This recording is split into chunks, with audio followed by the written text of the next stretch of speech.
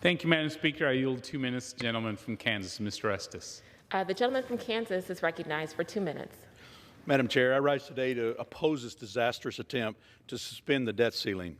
For the past 9 months, the big Democrat-led House has made spending trillions of dollars on big government socialist and Green New Deal programs their priority. They've done this while ignoring so many critical needs of our country, which has led to a crisis at our southern border, runaway inflation, rising crime, workforce shortages, and a disastrous retreat from Afghanistan.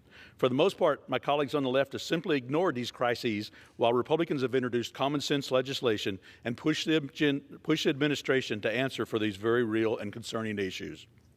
But today we're facing a crisis by their own creation that they cannot ignore, suspending the debt ceiling when we already have $28 trillion in debt.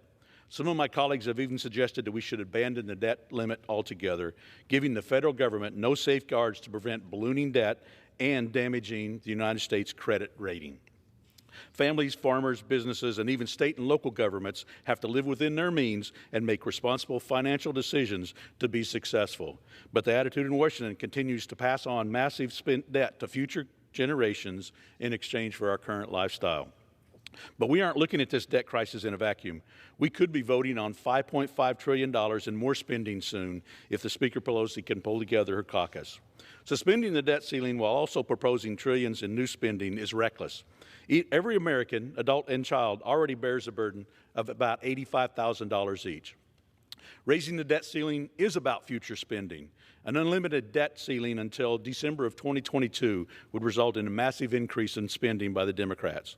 The last debt ceiling increase covered all of the spending done during the Trump administration and for the first 7 months of the Biden administration. We can't just keep kicking the can down the road for future generations to figure out. We need to stop the reckless spending, taxing, and borrowing now.